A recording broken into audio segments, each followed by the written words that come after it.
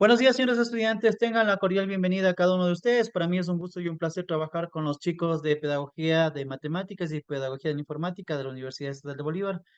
Bienvenidos a la clase de Estudios Independientes. En esta nueva semana, la semana 3, vamos a tocar dos temas muy importantes, que es el aprendizaje significativo y el aprendizaje autónomo, ¿no es cierto?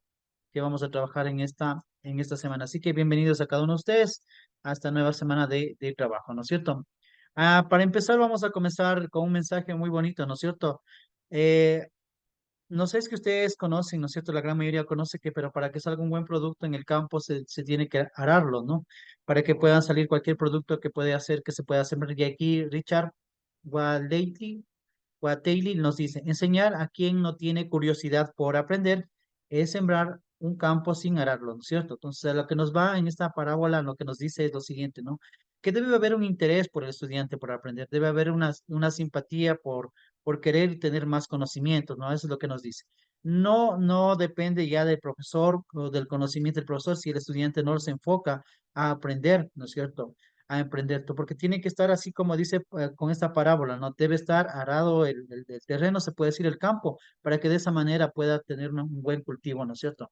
Hablando del conocimiento en este caso, el conocimiento que nosotros necesitamos saber y aprender cada uno de los días, ¿no es cierto? Tenemos un objetivo general donde que dice que en esta unidad nos vamos a dedicar a ver lo que es desarrollar sobre el aprendizaje cooperativo en la enseñanza, describir y conocer aprendizaje cooperativo, tipos de aprendizaje, ¿no es cierto? Y lo que es los estilos de aprendizaje mediante el aprendizaje cooperativo, ¿correcto? Vamos acá. Si nosotros vemos en esta gráfica, pues nosotros podemos entender que es una forma de organización, una organización social, donde que nosotros podemos ver las cosas positivas, los objetivos que podemos hacer, que podemos construir. Cuando nosotros nos unimos, realmente podemos construir muchísimo una sociedad. Igualmente, nosotros podemos determinar qué es lo que nosotros queremos para nuestros gobiernos, para nuestros estados, cuando nosotros nos llaman, ¿no es cierto? Nosotros tenemos la decisión de organizadamente obtener también no solamente la decisión para un estado, sino que también podemos construir un conocimiento en lo que es la enseñanza, construir situaciones donde que cada quien conoce su parte y que podemos fortalecer también de ese conocimiento.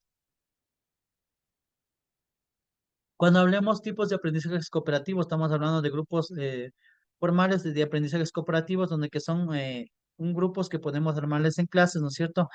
Que esto va a ir variando durante algunas semanas, donde que nosotros podemos interactuar con los estudiantes, donde que les mandaremos, crearemos estos grupos y vamos a la otra clase, vamos a hacer también, vamos a crear grupos sobre este tema y de ahí donde que vamos a discutir también sobre este, este tema, ¿no? Aprendizaje cooperativo, cuando hablamos del aprendizaje cooperativo, hablamos también que son circunstancias, son tiempos determinados que tienen un aprendizaje que permite abrir, por ejemplo, o cerrar también la sesión de clases, ¿no? Entonces, podemos poner una persona que nos dé la definición de la clase que hemos visto en el día de hoy, ¿no es cierto? Esto se llama aprendizaje cooperativo informal, ¿no es cierto? Y nos dé un resumen de lo que hemos estado viendo durante esta clase. Grupos de base cooperativos, en esto se establece que son los grupos que se establecen también para el trabajo en el proceso académico o y eso se define también a largo tiempo, ¿no? Que podemos hacerle un grupo de trabajo que vamos a hacer para presentar los deberes, por ejemplo, en forma grupal. Lo que se trata es de trabajar corporativamente entre los estudiantes y formar grupos de trabajo en esto, ¿no es cierto? Y acá tenemos los otros que son controversiales, constructivistas, ¿no? A esto se refiere que son los alumnos que en pequeños grupos abordan cuestiones que dan posiciones encontradas, ¿no? Entonces aquí son puntos de vista que nosotros ponemos a los estudiantes, por ejemplo, qué sé yo, un tema específico que le damos y cada quien que se ponga un punto de vista. Por ejemplo, podemos hablar sobre la situación económica que estamos viviendo en el país, qué les parece que sí está bien o está mal la suba del IVA o que el Fondo Monetario nos ayude con los préstamos, qué sé, cualquier uno de esos temas, ¿no? Que podemos nosotros discutirles también sobre la enseñanza-aprendizaje. Podemos poner un tema y cada quien que se dé su punto de vista. El papel que cumple el profesor en el aprendizaje cooperativo. Nosotros en este papel cumplimos algo muy fundamental que tenemos que transmitir conocimiento. Ustedes son los receptores del conocimiento, pero tenemos que tener que también en esta manera transmitir con actividades. Debe existir un control del profesor, un control de la clase absoluta del docente, fundamentar las actividades, ¿no es cierto? Deben ser contemplados mediante guías, mediante actividades, ¿no es cierto? En el aula que se pueda hacer, para que de esa manera también se pueda fortalecer el contenido, ¿no? Y también obviamente tiene que ser planificado donde que haya tareas, ¿no es cierto?, a desarrollarse, ¿no es cierto? Todo tiene que ser una estructura enviada también por el docente para que de esa manera se pueda fortalecer. Cuando nosotros hablamos de los estilos de aprendizajes, decimos que hay los estilos de aprendizajes que podemos eh, hablar en este momento son los rasgos cognitivos, afectivos y psicológicos, ¿no es cierto? Cuando hablamos de esto, realmente también que son muy fundamentales en el aprendizaje, cómo nosotros tenemos el ambiente, por ejemplo, para nosotros desarrollarnos. Cómo aprendemos también mediante los psicológicos, ¿no es cierto? Cuando es la motivación con un principio de aprendizaje. ¿Cuántos estilos de aprendizaje tenemos? Nosotros tenemos unos 3 estilos de aprendizajes que lo hacemos y lo usamos diariamente. Por ejemplo, muchos aprenden mediante la parte de ver, que es la visualización. Muchos aprenden mediante escuchar, que es auditivo, ¿no es cierto? Incluso esto es parte de la memoria también. Es algo, un plus para las personas que aprenden mucho escuchando. También viene mucho con la retención de la memoria. Y el kinestésico, que es tocando, haciendo, ¿no es cierto? Que son las formas de aprender. Cuando hablamos del visual, como les dije anteriormente, es mediante la representación dominante de lo que es de la memoria de la persona mediante lo que es la parte visual.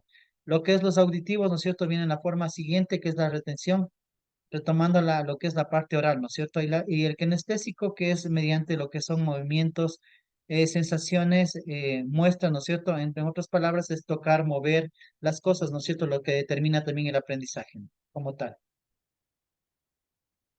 Nosotros tenemos métodos de enseñanza. Cuando nosotros tenemos métodos de enseñanza, por ejemplo, decimos, y esto lo hacen también las universidades, donde que organizan seminarios, o foros, etcétera, etcétera, ¿con qué fin? Con las atenciones magistrales, ¿no? Porque hay, por ejemplo, expositores que dan clases muy magistralmente, que dominan el tema, conocen el tema, entonces eso fortalece mi conocimiento, ¿no es cierto? Métodos de proyectos, cuando van a trabajar en proyectos, en métodos que se les hace para los estudiantes que trabajen sobre un tema determinado, por ejemplo, elaborar unos diagramas de flujos que mediante eso solucionen el problema, por ejemplo, de una sumatoria, de una resta, de una multiplicación, o operaciones, calcular el sueldo de una persona, etcétera, etcétera. Entonces, le hacemos mediante los métodos de proyectos que puedan trabajar, ya puede ser en forma grupal o individual. Aprendizaje programados, que programamos durante un trayecto para que se pueda cumplir. Entonces, por otra cosa tenemos la definición, dentro de eso tenemos los rasgos cognitivos, afectivos, psicológicos que les dije al principio, que sirven como indicadores relativamente estables de cómo los alumnos perciben, interaccionan lo que es el conocimiento, ¿no es cierto? Ya. Entonces, esto permite para que los conocimientos sean un conocimiento significativo. Acá nosotros tenemos un video que le vamos a poner ahí, donde que le vamos a dar a conocer a los estudiantes. Entonces, en esta clase hemos visto lo que es el aprendizaje cooperativo, cuántos tipos de aprendizaje tenemos, han sido 3, cooperativo que es conjunto con el resto de la sociedad, que es el estilo de aprendizaje, es un estilo también para la vida, ¿no? Aquí tenemos el QR, señores estudiantes, donde que nosotros podemos utilizar este QR para de esta manera nosotros eh, hacer lo que es actuación en clase. Así que por favor les sugiero que escaneen este QR para que lo puedan hacer. No se olviden, en esta semana, todas las semanas hay deberes, QRs y test. Todas las semanas. Así que no dejen todo para el día último porque después se cierra la página y no pueden subir las tareas. Así que muchísimas gracias. Nos estaremos viendo en clases.